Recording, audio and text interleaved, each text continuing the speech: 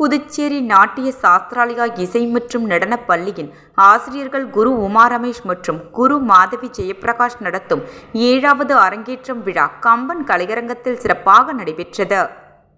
இவ்விழாவில் சிறப்பு விருந்தினராக புதுச்சேரி எதிர்க்கட்சித் தலைவரும் வில்லியனூர் தொகுதி சட்டமன்ற தொகுதி எம்எல்ஏவுமான சிவா அவர்களும், கலை மாமணி லூர்து சாந்தி அவர்களும், கலை மாமணி சண்முக சுந்தரி இளவரசன் அவர்களும் மற்றும் கொல்கத்தாவை சேர்ந்த புகழ்பெற்ற கிளாசிக்கல் நடன கலைஞர் ஹலோஹானந்தா ராய் அவர்களும் கலந்து கொண்டு குத்துவிளக்கேற்றி சலங்கை பூஜை விழாவை துவக்கி வைத்தனர்.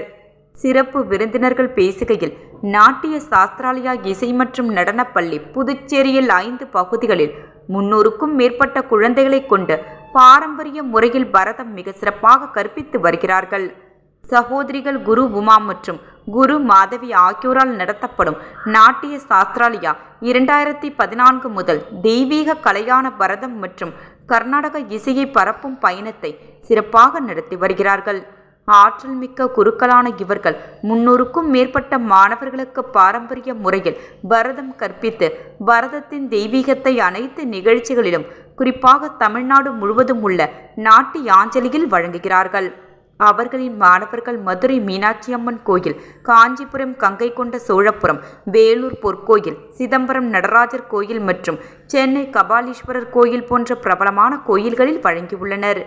மேலும் சிறைச்சாலையிலும் மற்றும் புதுச்சேரி அரசாங்கத்தின் கலை மற்றும் கலாச்சாரத்துறை நிகழ்ச்சிகள் மற்றும் பல்வேறு சபைகளில் நிகழ்ச்சிகளை சிறப்பாக வழங்கி பல்வேறு விருதுகளையும் பெற்றுள்ளது பாராட்டத்தக்கது. மேலும் கிராமப்புற மற்றும் நகர்ப்புற குழந்தைகளிடையே தெய்வீக கலையை பரப்புவதற்கு அதிக நேரம் இவர்கள் செலவிடுவது மகிழ்ச்சி அளிப்பதாகும். மற்றும் சகோதரிகள் மலேசியா மற்றும் வியட்நாம் ஆகிய நாடுகளிலும் தங்கள் சீடர்களுடன் நிகழ்ச்சிகளை நடத்தி உள்ளது மிகவும் பாராட்டத்தக்கது.